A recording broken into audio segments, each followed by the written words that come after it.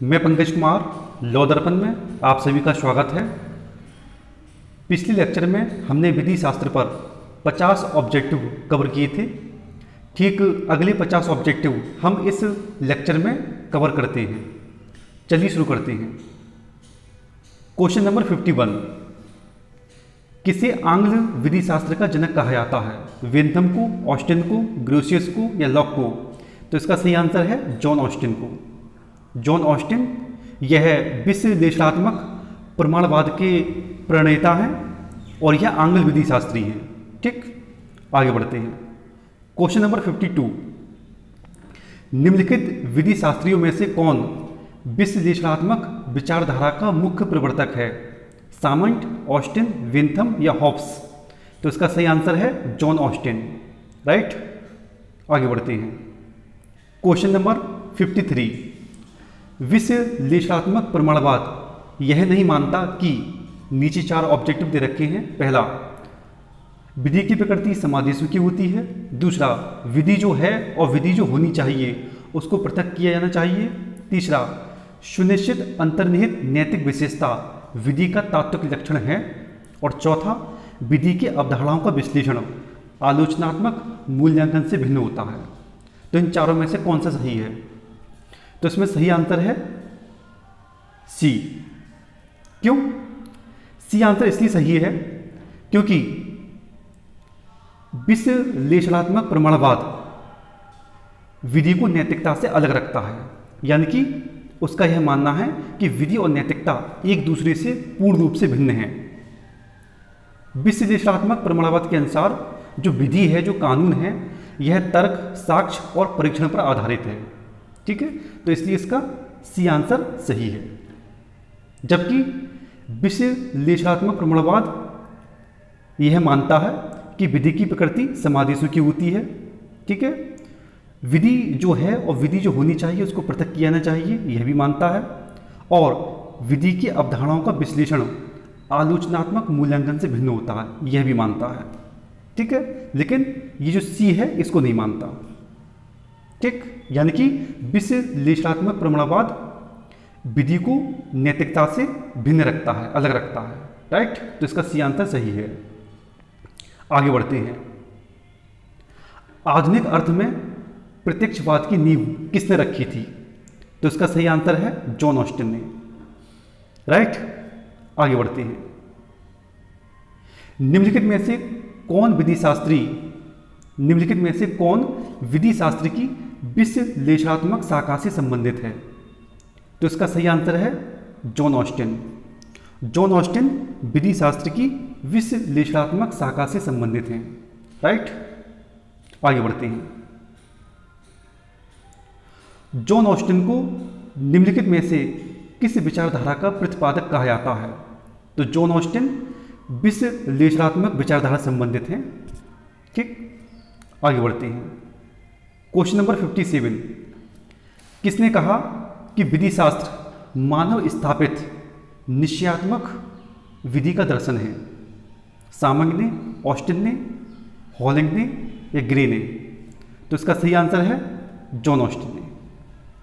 ठीक, John Austin ने सामान्य विधि शास्त्र को परिभाषित करते हुए कहा कि विधि शास्त्र मानव स्थापित निश्चयात्मक विधि का दर्शन है। ऑस्टिन इंग्लैंड के विधि शास्त्री थे। ठीक, आगे बढ़ते हैं। ऑस्टिन के अनुसार विधि शास्त्र का विज्ञान संबंधित है नैतिकता से? कतई नहीं। निश्चयात्मक विधि से, दैवी विधि से या प्राकृतिक विधि से? तो इसका सही आंसर है निश्चयात्मक विधि से। ठीक, आगे बढ़ते हैं।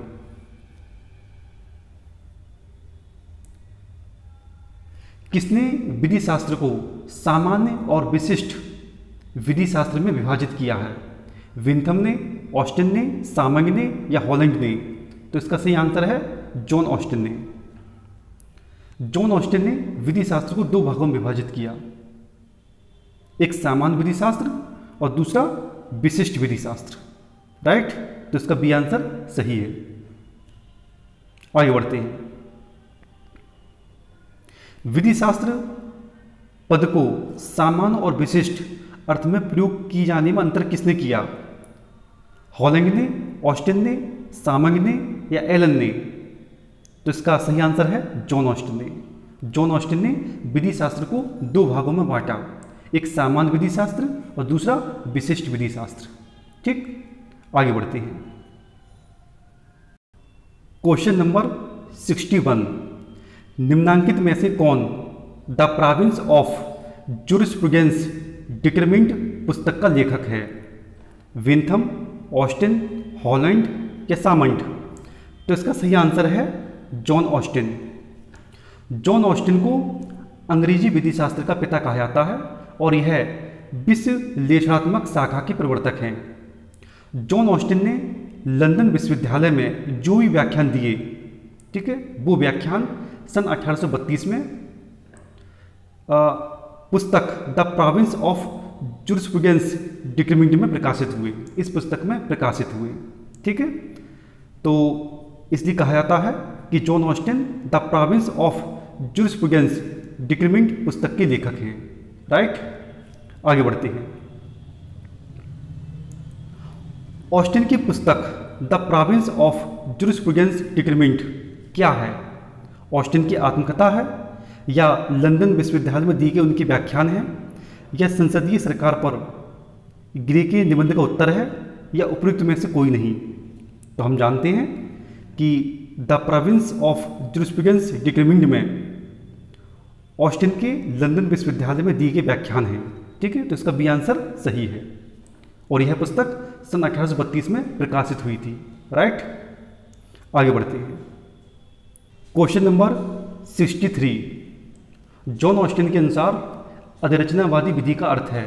पहला, विधि जैसी की पाई जाती है, विधि जैसी की होनी चाहिए, तीसरा विधि जैसी है, या फिर विधि जैसी की न्यायालय द्वारा लागू की जाती है। तो इसका सही आंसर है विधि जैसी की है, यानी कि वास्तविक विधि। राइट, आगे बढ़ते हैं।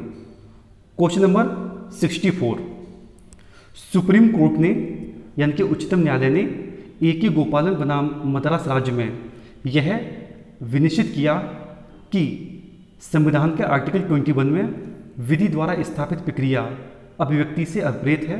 ऐसी प्रक्रिया जो विधि द्वारा विहित है, चाहे वह युक्तियुक्त हो या ना हो, यह निर्णय किस शाखा पर आधारित है? पहला, अधिरचनावादी दृष्टिकोण पर, या नैसर्गिक दृष्टिकोण पर, या ऐतिहासिक दृष्टिकोण पर, या समाजशास्त्रीय दृष्टिकोण पर? तो इसका सही आंसर है अधिरचनावादी दृष्टिकोण पर। राइट, आगे बढ़ते हैं। क्वेश्चन नंबर 65, जॉन ऑस्टिन के अनुसार संप्रभुता की विशेषता होती है सकारात्मक और नकारात्मक दोनों, या केवल सकारात्मक, या केवल नकारात्मक, या आंतरिक? तो इसका सही आंसर है सकारात्मक और नकारात्मक दोनों। जॉन ऑस्टिन के अनुसार संप्रभुता के लिए सकारात्मक और नकारात्मक दोनों ही लक्षणों का होना आवश्यक है और यह दोनों लक्षण एक साथ विद्यमान होने चाहिए। ठीक है, ये जॉन ऑस्टिन का मानना है, इसलिए इसमें ये आंसर सही है। आगे बढ़ते हैं। क्वेश्चन नंबर 66, ऑस्टिन की संप्रभुता की अवधारणा निम्न में से किस व्यक्ति के विचारों से प्रभावित है? हॉब्स के, लॉक के, रूसो के, या मॉन्टेस्क्यू के? तो इसका सही आंसर है हॉब्स के। देखिए, ऑस्टिन की संप्रभुता की जो अवधारणा है वो हॉब्स और बेंथम दोनों के विचारों से प्रभावित है, क्योंकि ऑस्टिन ने हॉब्स और बेंथम दोनों से प्रेरणा ली थी। ठीक है, तो यहाँ पर हॉब्स आंसर सही है। राइट, अगर कहीं बेंथम दे रखा है तो बेंथम भी सही आंसर हो सकता है। ठीक, आगे बढ़ते हैं। क्वेश्चन नंबर 67, विधि संप्रभु का समादेश है जो कर्तव्य अधरोपित करता है और जिसको शास्त्री से बल मिलता है। यह कथन किसका है? सामान्य का, बेंथम का, हॉलैंड का, या ऑस्टिन का? तो इसका सही आंसर है जॉन ऑस्टिन का। जॉन ऑस्टिन ने अपनी पुस्तक the province of jurisprudence determined में लिखा कि विधि संप्रभु का समादेश है जो कर्तव्य अधरोपित करता है और जिसको शास्त्री से बल मिलता है। ठीक है, तो इसका डी आंसर सही है। राइट, आगे बढ़ते हैं। क्वेश्चन नंबर 68, विधि संप्रभु का समादेश है, यह किसका कथन है? तो जॉन ऑस्टिन का। ठीक है, जॉन ऑस्टिन ने अपनी पुस्तक the province of jurisprudence determining में कहा है कि विधि संप्रभु का समादेश है और यह शास्त्री से समर्थित है। ठीक, आगे बढ़ते हैं। क्वेश्चन नंबर 69, उचित रूप से कही जाने वाली विधि एवं अनुचित रूप से कही जाने वाली विधि में किसने अंतर बताया है? जेरेमी बेंथम ने, पैटन ने, ऑस्टिन ने या होम्स ने?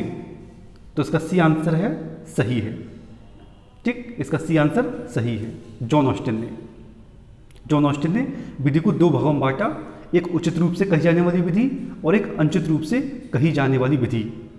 उचित रूप से कही जाने वाली विधि को उन्होंने फिर दो भागों में बांट दिया, एक ईश्वरीय विधि और एक मानवीय विधि। राइट, आगे बढ़ते हैं। क्वेश्चन नंबर 70, विधि शास्त्र का विषय विध्यात्मक विधि है। विधि जिसे सहज में और यथार्थता ऐसा कहा जाता है एवं राजनीतिक वरिष्ठों द्वारा राजनीतिक कनिष्ठों के लिए बनाई गई विधि है, ऐसा कहा है एलन ने, ऑस्टिन ने, वर्कलैंग ने या बेंथम ने? तो इसका सही आंसर है जॉन ऑस्टिन ने। ठीक, आगे बढ़ते हैं। क्वेश्चन नंबर 71, सर्वोत्तम उत्तर बताइए। जॉन ऑस्टिन के अनुसार विधि के निम्न गुण हैं। नीचे 4 ऑब्जेक्टिव दे रखे हैं और पूछा है कि सही आंसर कौन सा है। देखिए, मैं आपको बता दूं, जॉन ऑस्टिन के विधि के आदेशात्मक सिद्धांत के अनुसार विधि संप्रभु का समादेश है जो शास्त्री से समर्थित है। यानी कि जॉन ऑस्टिन का यह मानना है कि विधि में 3 तत्व होने चाहिए। पहला, एक संप्रभु होना चाहिए। दूसरा, वह संप्रभु एक समादेश जारी करे। और तीसरा, विधि में अनुशास्त्री का प्रावधान होना चाहिए। अनुशास्त्री यानी कि अगर विधि का पालन नहीं किया तो दंड दिया जाएगा। तो ये 3 गुण, ये 3 तत्व विधि में होने चाहिए।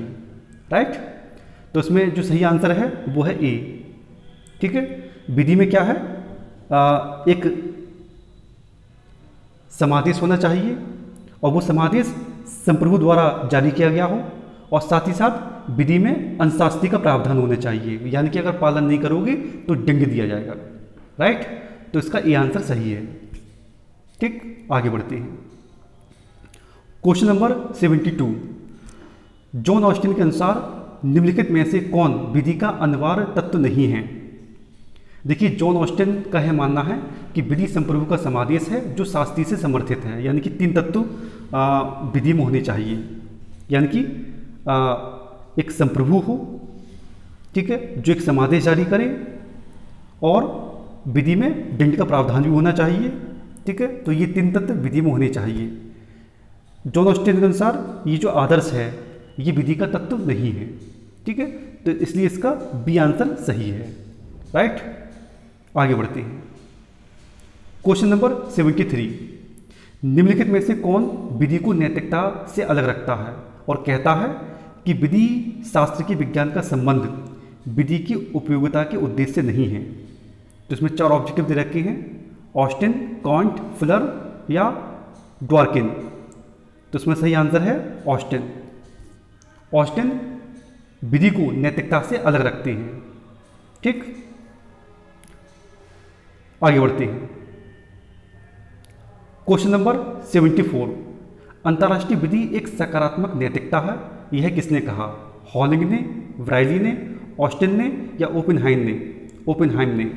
तो इसका सही आंसर है जॉन ऑस्टिन ने। ठीक, आगे बढ़ते हैं। क्वेश्चन नंबर 75, किसने कहा कि अंतर्राष्ट्रीय विधि शास्त्र का लुप्त प्राय बिंदु है? ऑस्टिन ने, हॉलिंग ने, ओपेनहाइम ने या सर हेनरी मेन ने? तो इसका सही आंसर है हॉलिंग ने। ठीक, आगे बढ़ते हैं। क्वेश्चन नंबर 76, अंतर्राष्ट्रीय विधि नियमों का ऐसा समूह है जो संप्रभु राज्यों और ऐसी अन्य हस्तियों के मध्य लागू होते हैं जिन्हें अंतर्राष्ट्रीय व्यक्तित्व के रूप में मान्यता प्राप्त है। अंतर्राष्ट्रीय विधि की परिभाषा दी गई, पहला स्टार्क द्वारा, दूसरा ओपेनहाइम द्वारा, तीसरा स्वार्जेन वर्जर द्वारा या जेनिंग द्वारा? तो इसका सही आंसर है सी, स्वार्जेन वर्जर द्वारा। राइट, आगे बढ़ते हैं। क्वेश्चन नंबर 77, विधि में न्यूनतम नैतिकता रहनी चाहिए, यह किसका कथन है? डेवलिन का, हॉयट का, फुलर का या डॉर्किन का? तो इसका सही आंसर है पहला, लॉर्ड डेवलिन का। ठीक, आगे बढ़ते हैं। क्वेश्चन नंबर 78, विधि में हर्ट फुलर विवाद संबंधित है, विधि की परिभाषा से, विधि के वर्गीकरण से, विधि एवं नैतिकता से या शास्त्री से? तो इसका सही आंसर है सी, विधि एवं नैतिकता से। ठीक, आगे बढ़ते हैं। क्वेश्चन नंबर 79, किसी समाज के अस्तित्व के लिए आंशिक नैतिकता आवश्यक है, यह किसने कहा? बेंथम ने, ऑस्टिन ने, फुलर ने या फिर हर्ट ने? तो इसका सही आंसर है फुलर। आगे बढ़ते हैं। क्वेश्चन नंबर 80, किसने कहा कि ऑस्टिन विधि शास्त्र में ताड़ का वृक्ष है? सी के एलन ने, लॉस्की ने, मीन ने या सामंग ने? तो इसका सही आंसर है सी के एलन ने। सी के एलन ने कहा कि जॉन ऑस्टिन विधि शास्त्र में ताड़ का वृक्ष है। आगे बढ़ते हैं। क्वेश्चन नंबर 81, ऑस्टिन की विश्लेषणात्मक विचारधारा को कौन आदेशात्मक विचारधारा कहना पसंद करता है? पैटन, हॉलैंड, सामंड या सी के एलन? तो इसका सही आंसर है सी के एलन। राइट, आगे बढ़ते हैं। क्वेश्चन नंबर 82, ऑस्टिन का सिद्धांत वृत्तिक करणीय है, विधि विधि है क्योंकि यह संप्रभु द्वारा बनाई गई है, संप्रभु संप्रभु है क्योंकि वह विधि बनाता है। यह मत किसका है? केल्सन का, सामंड का, वर्कलैंड का या फिर हॉलैंड का? तो इसका सही आंसर है वर्कलैंड का। ठीक है। क्वेश्चन नंबर 83, निम्नलिखित में से कौन सा विधि शास्त्री ऑस्टिन से एक कदम आगे माना जाता है? Salmond, Brown, Markby, Kelsen? तो इसका सही आंसर है केल्सन। देखिए, केल्सन ने एक सिद्धांत प्रतिपादित किया जिसका नाम है विधि का विशुद्ध सिद्धांत, और इस सिद्धांत में केल्सन ने जॉन ऑस्टिन की कमियों को दूर किया, इसलिए केल्सन को ऑस्टिन से एक कदम आगे माना जाता है। केल्सन और उसके समर्थकों को विधि शास्त्र की वियना शाखा के नाम से संबोधित किया जाता है। केल्सन का जो विधि का विशुद्ध सिद्धांत है, यानी कि केल्सन ने जो सिद्धांत प्रतिपादित किया जिसका नाम है विधि का विशुद्ध सिद्धांत, तो यह सिद्धांत क्वार्टरली रिव्यू में प्रकाशित हुआ था।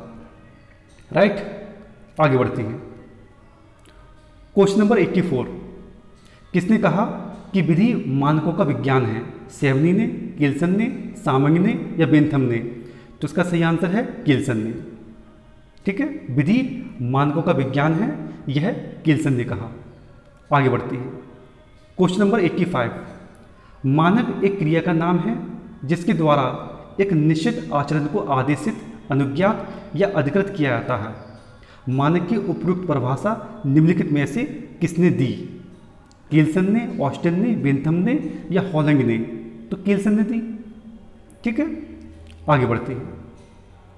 क्वेश्चन नंबर 86, विधि एक मानात्मक विज्ञान है, यह किसका कथन है? हीगल का, ड्यूविट का, केल्सन का, पॉइंट का? तो इसका सही आंसर है केल्सन का। ठीक, आगे बढ़ते हैं। विधिक क्रम मानकों का स्तूप है, यह किसका कथन है? ऑस्टिन का, सामंड का, केल्सन का या फुलर का? तो वही सही आंसर है केल्सन का। ठीक, ये सभी ये 3-4 प्रश्न हैं जो मैंने आपको बताया, ये सब एक जैसे ही हैं।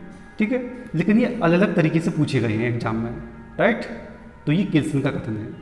क्वेश्चन नंबर 88, केल्सन के विधि के सिद्धांत को विशुद्ध सिद्धांत कहते हैं क्योंकि केल्सन ने 4 ऑब्जेक्टिव दे रखे हैं। पहला, केवल शुद्ध रूप से विधि शास्त्र की विवेचना की।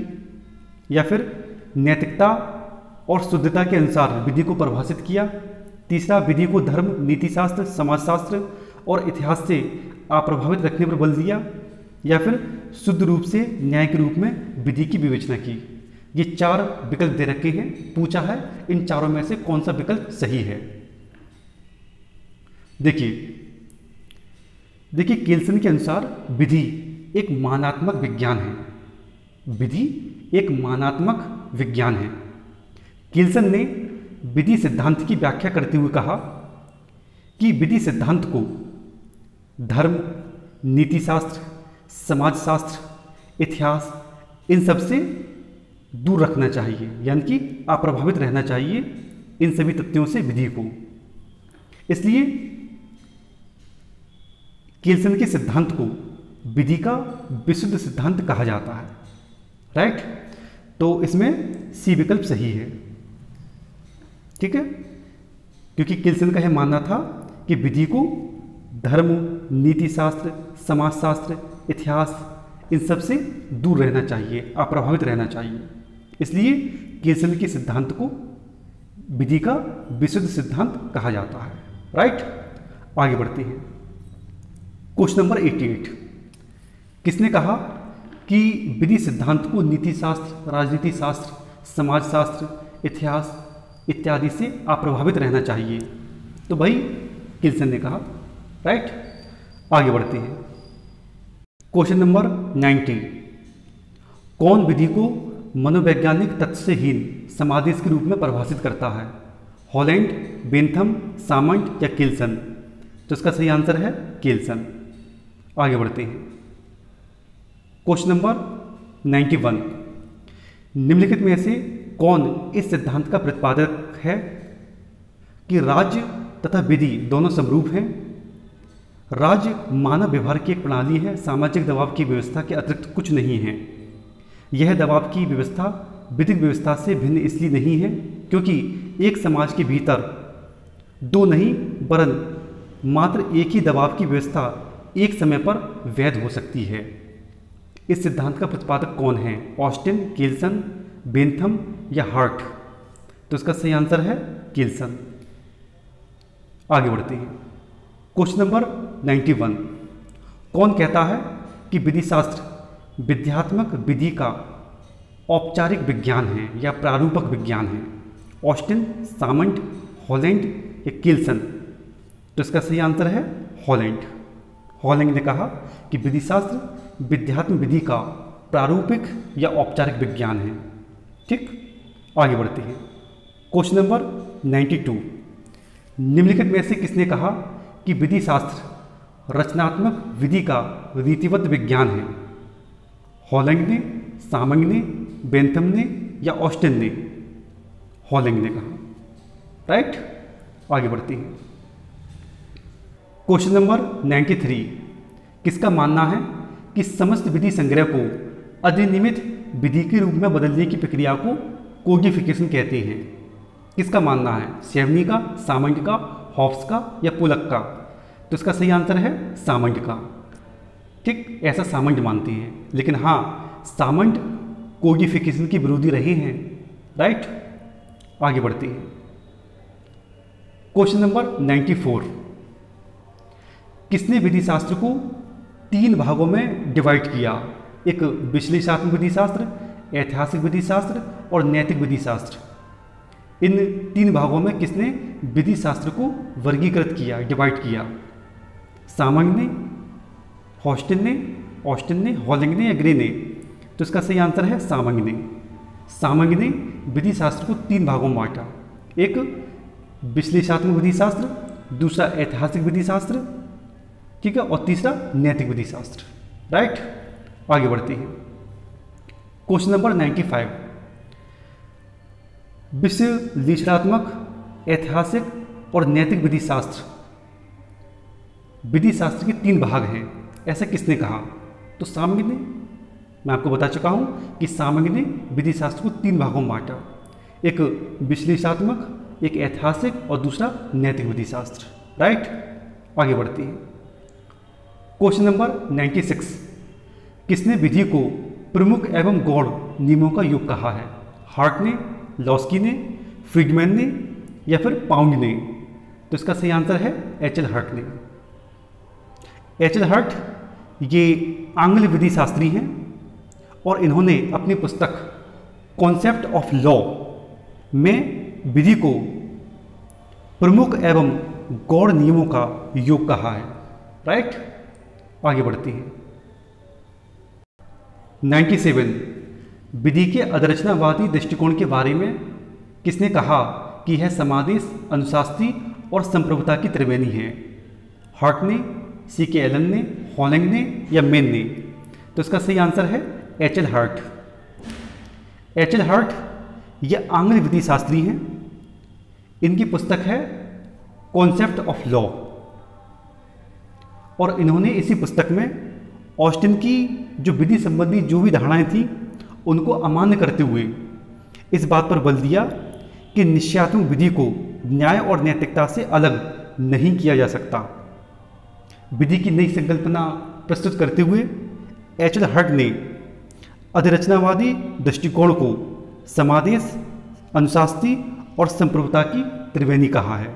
राइट, आगे बढ़ते हैं।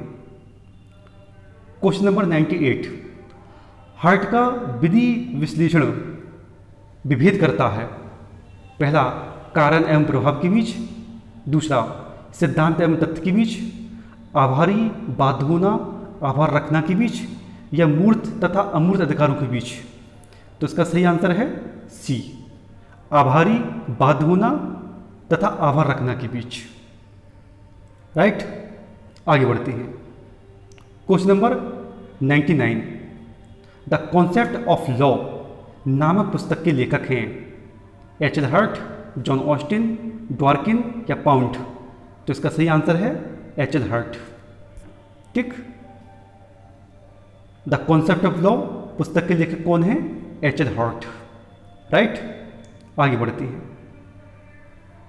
क्वेश्चन नंबर 100 निम्नलिखित में से किस विधि शास्त्री का कथन है कि विधि मानव आचरण को नियमों के शासन के अधीन बनाने का उपक्रम है?